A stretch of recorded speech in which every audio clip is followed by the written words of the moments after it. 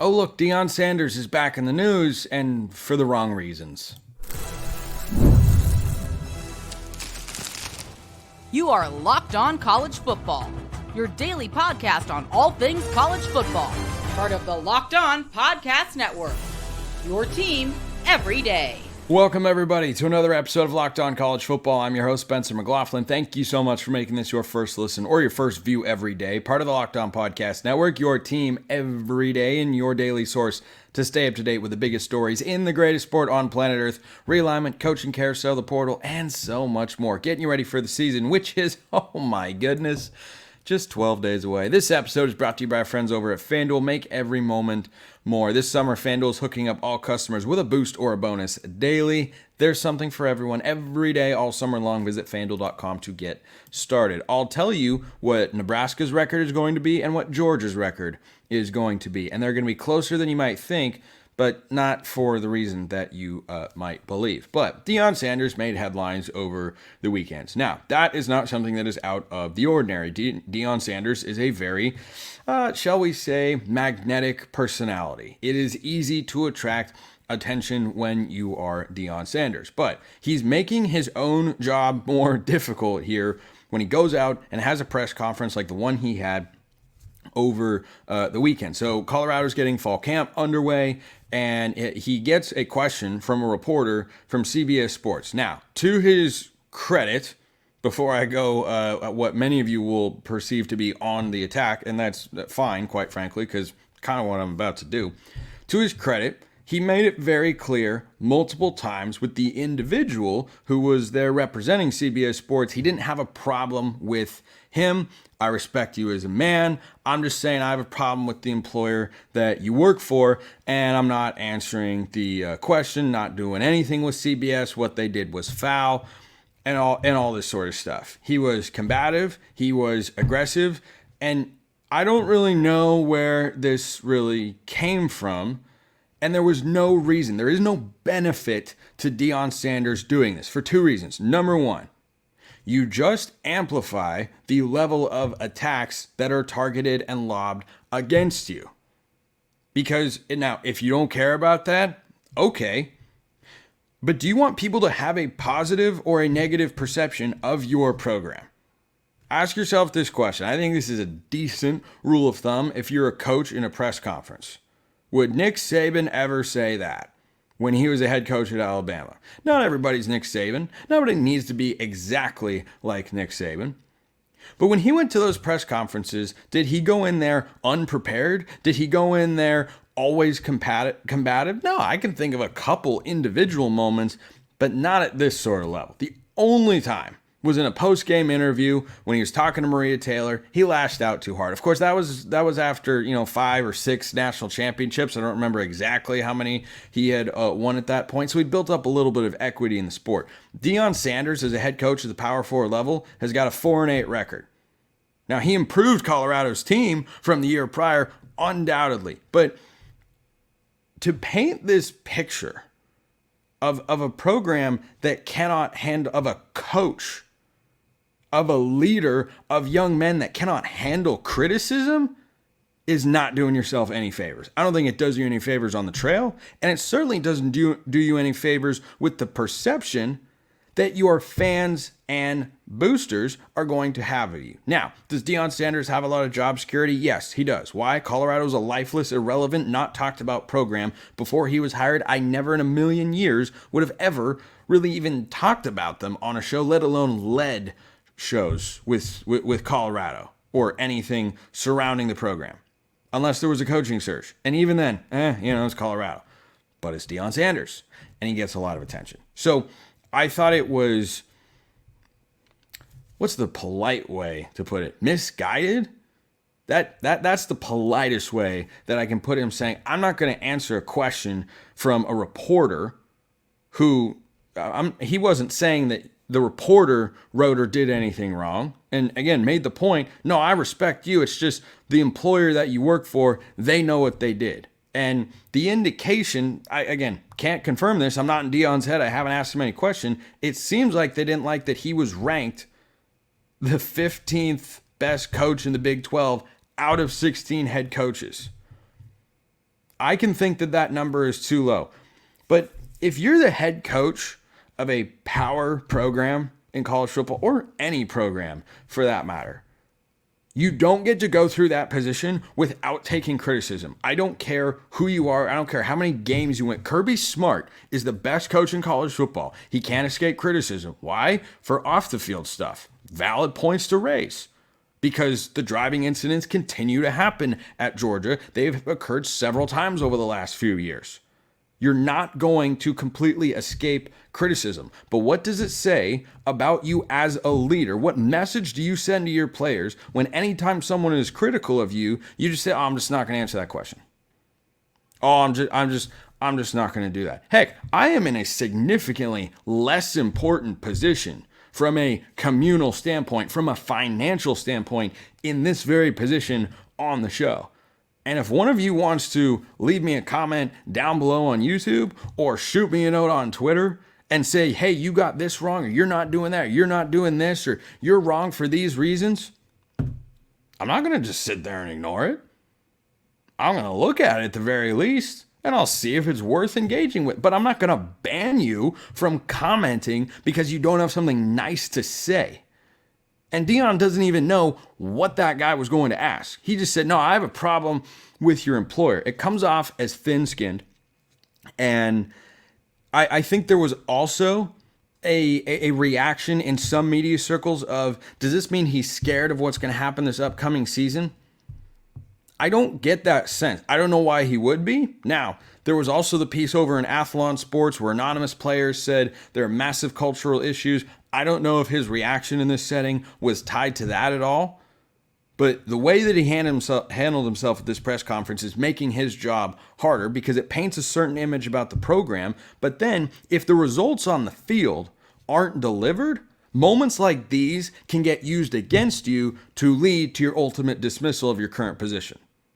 No, if Deion Sanders misses a bowl game this year, this won't be the reason he gets fired. But if you keep stacking up reasons like this, you can turn certain people against you. And I don't believe that that is in your best interests as the head coach of what is most certainly a major college football program. I'd say that about any college football program that is in the Power Four ranks, but certainly one that is capable of generating the level of hype and attention and discussion as Colorado is. So I thought this was a poor display from Deion Sanders, who earlier this year went on the Joel Klatt show. And he was asked about the TCU game a season ago. And this was this is more, if I were a Colorado fan, what I would want to see from Deion Sanders. After that TCU game, all the discussion and whatnot, and they're a big underdog, they win the game, and they're at the center of the college football universe.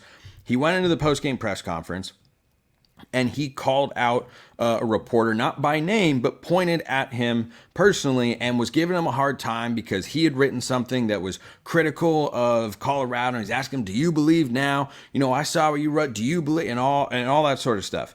And Deion Sanders went on the Joel Klatt show this summer and said what I think college football head coaches should say if they have a moment like that. Nobody's perfect. You can say something that's wrong, incorrect, get things wrong, or let your emotions get the better of you. Certainly he was justified in that being in a very emotional moment. But he went on the Joel Klatt show and said, "I shouldn't have said that." It got personal there. And I thought, that's what a lot of people want to see from the head coach. Certainly not everybody. There are plenty of people out there, the Deion diehards, are going to, react to this video or react to the press conference. Probably loved what he said. Absolutely loved it. I don't think he's doing himself any favors by acting like that in that space. The goal of a press conference is for it to not be newsworthy. If it is newsworthy, you either have a major injury, someone has left your program, or you did something like this. Most of the time. Or there was an off-field incident. That's what newsy press conferences are. And I think Colorado could do themselves a favor, and Deion could do himself a favor by not allowing these moments to continue to allow others who are already inclined to not like you or not root for the Buffs or not like fans or whoever. They're already inclined to do that. Don't give them more ammunition. Because that perception that other people generate can quickly become the reality you have to deal with. So Those are my thoughts on that. And I just was really surprised. Like why? You're going to have a good football team. You're going to be a solid team this year. You go make a bowl game and you're doing great. Why would you want to have detractors with another easy feather to put in their cap of this is why Deion shouldn't be the head coach? I don't get it. I really did not get it. But let me know your thoughts in the YouTube comments. As always, I'm sure none of you will have any thoughts on the matter.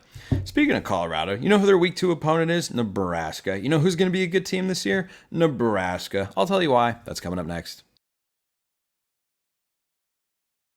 Coming up right now, though, is eBay Motors. Passion, drive, and patience, the formula for winning championships, is also what keeps your ride or die alive. eBay Motors has everything you need to maintain your vehicle and level it up to peak performance. They've got superchargers, roof racks, exhaust kits, LED headlights, and more. Whether you're into speed, power, or style, eBay Motors has you covered. With over 122 million parts for your number one ride or die, you'll always find exactly what you're looking for. And with eBay Guaranteed Fit, your part is guaranteed to fit your ride every time, or you get your money back. Because with eBay Motors, you're burning rubber, not cash. With all the parts you need, at the prices you want, it's easy to make your car the MVP and bring home huge wins. Keep your ride or die alive at ebaymotors.com.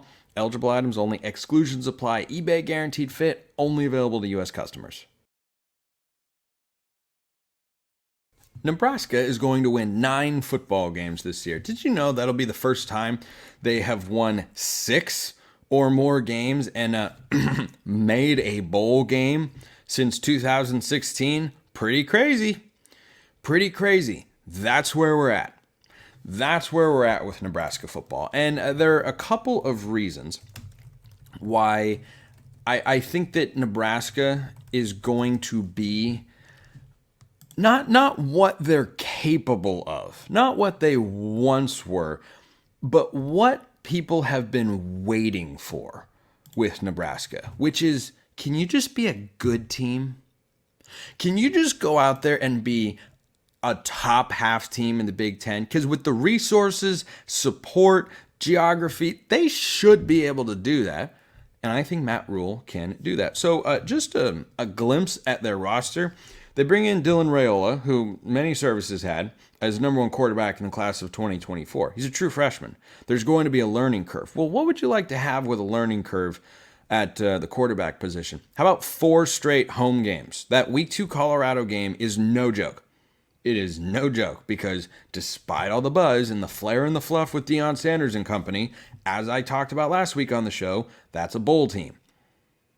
You can't just overlook somebody who beat you last year and is better than they were a year before. Nebraska, though, has also improved, and they're about a 5 to 6 point favorite in this game, according to our friends at FanDuel. But Nebraska opens with UTEP. Then they play Colorado, Northern Illinois, and then Illinois. The opportunity to go 4-0 and maybe even, dare I say, creep into the top 25 is readily available. Then they go at Purdue. Is that a gauntlet of a start? When you're a true freshman trying to work your way into the college football world, is that some brutal schedule that is just impossible to overcome? No, it absolutely is not. So their quarterback is going to get a chance to get cooking at home, get acclimated to college football, and the Colorado game kind of throwing you into the fire a little bit. You got Shedeur Sanders on the other side. Dylan Raiola is a really talented dude. Really talented dude. Excited to see what he does, and I hope, oh goodness, for the sake of Nebraska fans, I hope that they are going to be able to throw the ball better than last year. Their leading receiver, it's just, I can't even say this aloud without physically cringing. Their leading receiver had 310 yards. Stanford's Alec Iomanner against Travis Hunter had 295 in a game. Nebraska's leading receiver on the year, 310 yards. So I think that's going to take a step forward. And there's some talent in that wide receiver room. I don't think it's, a top tier wide receiver core in the Big Ten or anything of the sorts. But should they be more productive than last year with their passing game? Yes, they should be. Dylan Raiola doesn't need to be Trevor Lawrence as a true freshman. He just needs to be like Cade Klubnik at Clemson. Just have some bumps and bruises, take your lumps, and just do Have a decent floor. Can you give me a solid floor at quarterback? That's all Nebraska's looking for here. By the way, do you know why Nebraska's defensive staff is so highly regarded? Well, here's why. In 2022, before Matt Rhule got there, the Cornhuskers allowed about 27 points per game. That's not a great number. They were a better offense than they were a season ago, but that jump went from 27 points per game to just over 18 points per game. That's a big jump.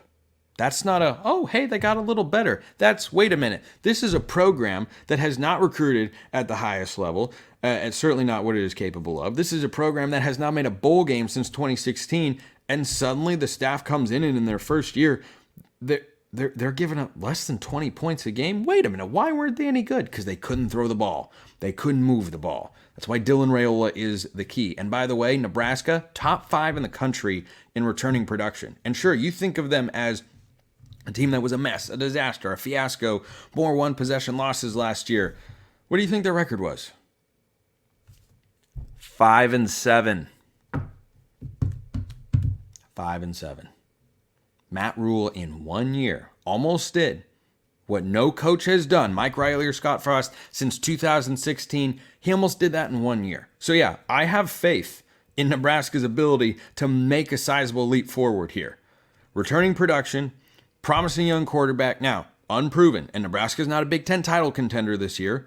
If they had a better quarterback, maybe. If they brought in a few more receivers, maybe. But again, we're just looking for a higher floor.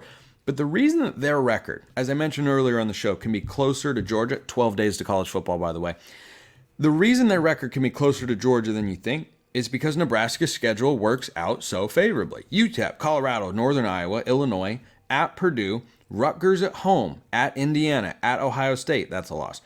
Host UCLA, who they're a better team than, before they go at USC, host Wisconsin, at Iowa. Now, the last 3 games, that's where it starts to get tricky. And so, for the part of the schedule that is going to ultimately define Nebraska's season, Dylan Raiola, presuming he stays healthy, and gosh, I hope he does, because he could be an electrifying player in college football this year, will have 9 games under his belt. I like the way that lines up. So UTEP, week 1, I think that's a win. Colorado, week 2, I also have that as a win. Illinois, week 3, that should be a win. Northern Illinois, week 3. Illinois, week 4. Those should be 4 wins in a row at home. Then things start to get testy. You have to go to West Lafayette, prove you can win on the road.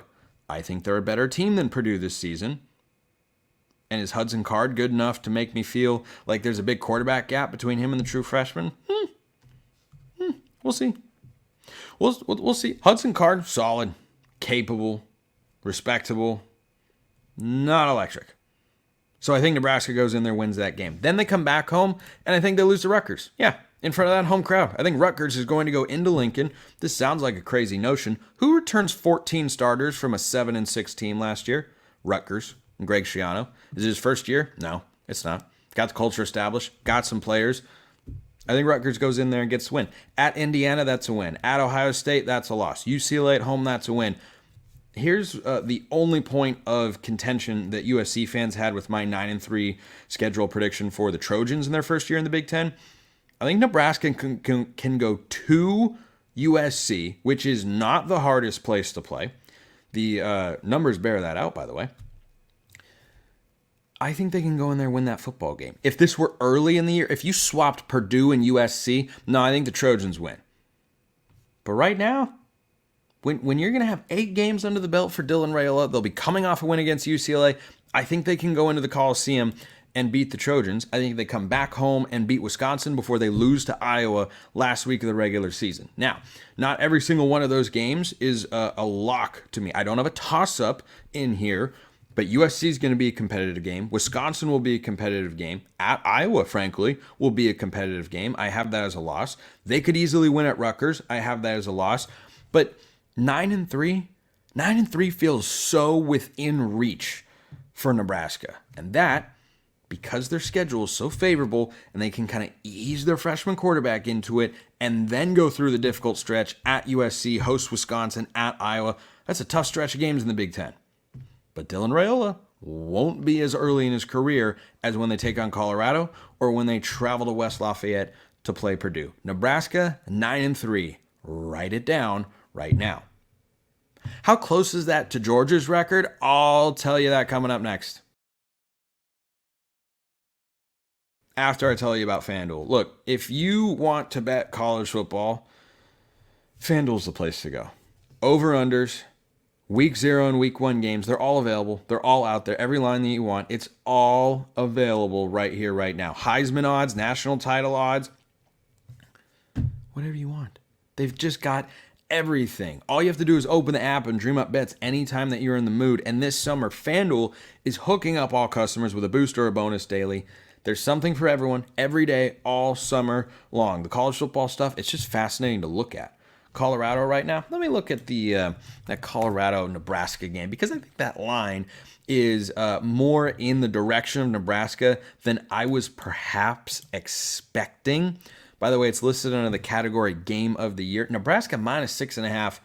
That's a pretty sizable line. Pretty sizable line. I do think Nebraska wins the football game. If you disagree, by all means, go bet it over at FanDuel. Head over to FanDuel.com. Start making the most out of your summer. FanDuel.com, FanDuel, official sports betting partner of Major League Baseball. So, Georgia is my preseason pick to win the SEC. And probably the national championship. I'm not official on that, but they're getting into the SEC championship game. The question, and the only question I have about Georgia, is are they going to lose before they get there? I heard this stat the other day. Josh Pate talked about it on his show. Do you know the last non-Alabama team to beat Georgia in a college football game? Florida. Can you tell me the year? 2020. That's right. Dan Mullen coached Florida, was the last team to beat Georgia that's not Alabama. So what does one do with Georgia's record when they have been untouchable virtually in the regular season? Well, I look at their win total and I see, it's tied for the highest in all of college football. They have the same win total as Texas, who they play. They have the same win total as Oregon, as Notre Dame, as Ohio State. Their win total is 1 game higher than Alabama. Well, surely that must mean those teams are thought of the same as Vegas. Nope. Let me tell you why. Do you have any idea how difficult Georgia's schedule is? Look, I have been as bullish on the Bulldogs as anyone. I know it's not a hot take to be really high on Georgia. I don't know that even the people who like Georgia are high enough on this Georgia team. Carson Beck is going to be a Heisman contender from the moment he steps on the field, and I think is a likely candidate to wind up as a finalist by the time the season comes to a close. Because if you're the starting quarterback going for 300 plus a game with a top 5 offense, which is what they had last year, and you win the SEC at 12-1, and you're the number 1 overall seed, you're going to get a lot of Heisman buzz, as they should. Vegas, by the way, Vegas likes Georgia a lot. I like Georgia a lot. But this schedule includes games at Kentucky. They'll be fine. I know Kentucky had a moment. They'll be fine. At the very least, they'll win the game. At Bama, at Texas, at Ole Miss. Okay. That is not an easy lineup of games. I think the only reason Georgia's win total isn't 11.5 is because their schedule might be one of the 3 to 4 toughest in all of college football. Let me repeat those games again. I didn't even mention week 1. It's a neutral site game against Clemson. I suspect they're going to do to the Tigers in that game what they did to Oregon 2 years ago. The final score, 49-3. So Clemson, they play them in Atlanta at a neutral site game, quote unquote. So Clemson, who are a top 3 odds team to win the ACC. Bama, who's Bama. Texas, that's top 5 national title odds team. Ole Miss, what do you know? Another top 10 national title odds team. They have to play those teams on the road, and they have to play Auburn at home. They'll be fine. Tennessee at home, again, they'll be fine. Florida in a neutral site, I'm kidding. They'll be fine. So I just look at the schedule, and my instincts with Georgia is to say they're going 12-0. I mean, that's what they did last year, and they have a lot of the same components, and they've recruited at an insanely high level, and they still got Kirby Smart, and I love the quarterback, and they have my favorite returning trio of individuals: head coach, quarterback, offensive coordinator. You pair that with what should be a dominant defense, ridiculous talent everywhere you look. I know they lost some weapons to the NFL draft. You seen the guys they brought in? Watch out for Benjamin Jurasik, transfer from Stanford. Yeah, Stanford? That's an ACC school. To Georgia. Benjamin Jurasik can do a lot of things offensively. Or you could be talking about a guy like Landon Humphreys coming over from Vanderbilt. You probably didn't watch him a lot either. But guess what? He's going to make an impact. He just is. So I was going through London Humphreys. Beg your pardon. Not Landon. London Humphreys. So I was going through this Georgia schedule, and I'm trying to find a loss. And the only one that I landed on was going at Alabama. They'll be off a road game in their previous matchup with Kentucky. They'll be 3-0 at that point. They start with Clemson, Tennessee Tech, and at Kentucky. Then they go at Bama. I have that down as their only loss of the regular season. I think Georgia's only losing one game, because do I see a team on their home slate? Tell me, of their home games, which of these teams do you say off the top of your head, oh, they're going in there and they could beat Georgia? Tennessee Tech, I don't even know why I mentioned them. Auburn, Mississippi State, Tennessee, UMass, Georgia Tech. Okay, so they're not losing a home game. They've got 2 neutral site games. Florida, they're a 20.5-point favorite. Good luck, Gators. Clemson, week 1, they're about a 2-touchdown favorite. Good luck, Clemson. You're going to have a really, really fun time finding out how good Georgia is. Okay.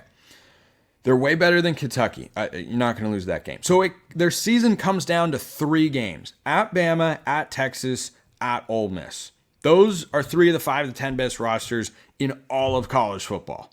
Georgia, I think, is probably number 1, depending on what sort of details and metrics and how you examine this, that, and the other thing. But their season's going to come down to those 3 games.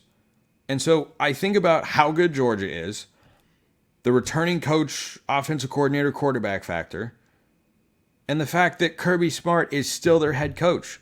Like, even if you think Georgia, I think they wind up going 11-1. That is my official record prediction for the Bulldogs. I think they wind up going 11-1 this season, because they'll lose one of those games, whether it's Bama, Texas, or Ole Miss. I won't be shocked if they lose any of them. Ole Miss is legit. They've beefed up in the trenches. They've got great offensive weapons and a really good quarterback with a great head coach and play caller. Texas, going to have one of the best rosters in the country. They've got a ton of talent. They've got a capable quarterback with a great offensive coach who is really clever, and my favorite playbook to play with in EA College Football 25. Okay, any of those games, Georgia could lose. But if you have 3 toss-up games like that where the point spread is going to be under 5 or 6 points, and I think Georgia, last I checked, is about a 5.5-point favorite going into Oxford. They're a 3.5-point favorite going into Tuscaloosa, by the way, in case anyone was wondering. Only a 1.5-point favorite going to Austin to play Texas, which is certainly going to be a challenging game for them. Big favorite over Tennessee, but they have those games, and I think they're all 3 toss-ups. Ask yourself this question: how many big games against highly ranked opponents do you think Kirby Smart will lose in a year? He's not going 0-3. I mean, 10-2 is the bare minimum for Georgia here. 11-1, I think 12-0 is far more likely than 10-2. And I land on 11-1, but I would hammer that over 10.5 wins for the Georgia Bulldogs this year, because I cannot see them stumbling outside of those road games, and I just do not see them losing 2. I think they're too talented, experienced at quarterback. It's all there. It's all there. It's a national championship or bust kind of season. I think Kirby Smart and the team have an edge to them because they came up just short last year. Well, the only thing standing in their way last season was Nick Saban and Alabama. Now it's Kalen DeBoer, and that's the game I'm picking for a loss. And quite frankly, I don't feel strong about it as I record the segment, but I think Alabama can win that game at home. DeBoer is really, really good. Kirby Smart's really good. But Georgia, Everyone's looking up at them. It's Georgia or the field. I think it's that sort of season. Appreciate everyone listening. I'll see you next time. And until then, hope you have a wonderful rest of your day.